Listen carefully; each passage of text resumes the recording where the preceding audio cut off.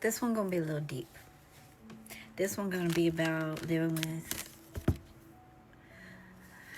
a narcissistic partner who may or may not have been officially told they have a personality disorder or a mental health issue. Oftentimes you will see people here who will say, you can't heal in a place that you were abused. You can't heal in the place where chaos is the order of the day.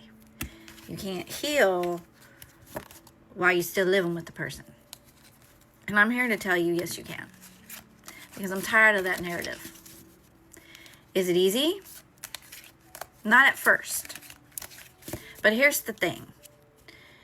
When you have codependent tendencies and you think that you're supposed to fix your partner, that's where you go wrong. And it's not your fault. It's conditioning, childhood conditioning, parental relationships, things that you went through as a kid. But here's where you take your power back. See it for what it is. You don't need somebody to formally tell you that this is what's going on. Trust yourself. Your intuition's there for a reason. Because the only person that you can heal is yourself. And you're the only person who can do the work to heal from whatever you've gone through with your partner, whether you're living with them or you decide to leave. This is for people who are in the relationship. You have got to get your autonomy back. Oftentimes also what happens is, this is what I'm learning, you end up doing the emotional labor and the emotional regulation of your partner's feelings. They put that on you so that they don't have to feel all those icky emotions.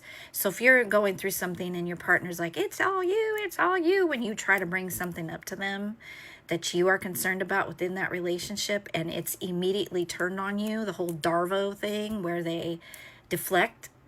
No, it's you. If you didn't do this, or it's because you did that, and then it never ends up getting resolved because they're so fucking busy deflecting. And you're like losing your fucking medulla because you're like, I fucking know something ain't right here, right? Here's where you have to stop immediately. Look at your partner. Realize that they're not functioning on a fully adult level. And most of that isn't their fault either because of their childhood conditioning. But what is their fault is they're not doing a fucking thing about it and they're taking it out on you. That's where the problem lies. So how do we do this? How do we get out of it? How do we stop the loop? You ask them to leave. If they don't want to leave, you leave. You walk away. Okay? It is better not to get into any type of back and forth with these kinds of partners because especially if they are also very avoidant, which the majority of them are because that's how they deflect everything, you're just going to be driving yourself crazy because they know what they're doing. Okay? They've been doing this since they were children. It is so much a part of their natural behavior that it's automatic for them. It's a defense mechanism. They've been doing it for, since they were kids. So the odds of you changing that in them, very small, if at all. So again, coming back to you, you have got to get control over your emotions too.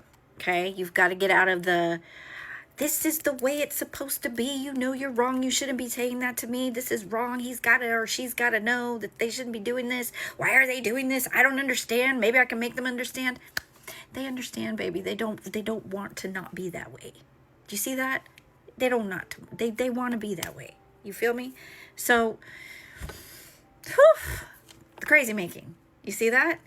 You have got to look at them like they are that 6 to 12-year-old child, maybe even younger, and you've got to say, if a child, you wouldn't even be able to talk to a child about these things. What makes you think you can talk to your partner who doesn't want to even face themselves? What makes you think you can get them to see anything? You can't. You have got to look at them as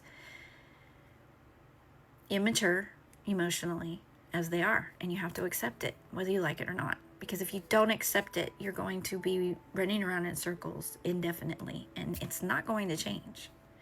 Don't get your hopes up that they'll go to therapy.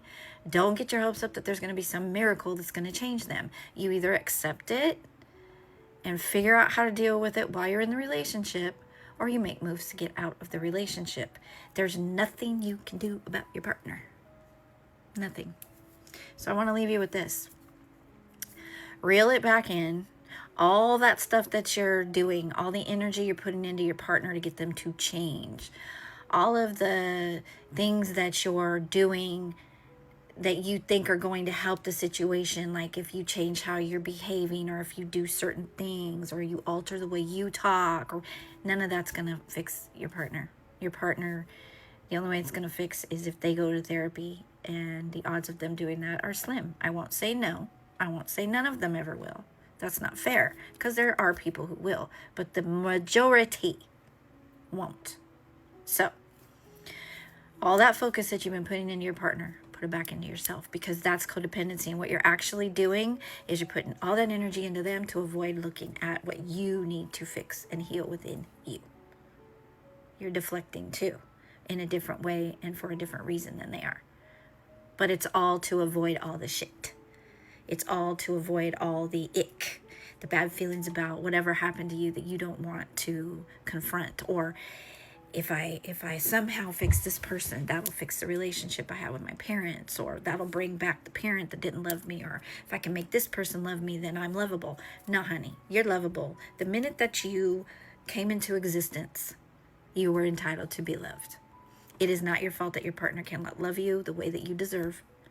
It's not your fault that they have unhealed trauma that they're not healing from. But what is your fault is allowing them to take it out on you anymore. So stop that. Love yourself. All that energy you're putting in your partner, like I said, put it back into yourself. Because they're going to do what they're going to do. They may not like it. Especially if your partner's used to you always being up their ass. You know, because a lot of these partners, they look to us as we're like their substitute parent. And they just emotionally dump on us until we don't have anything else. Don't do that to yourself anymore. So I'm going to leave you with this. A person cannot do to you what you do not allow them to do.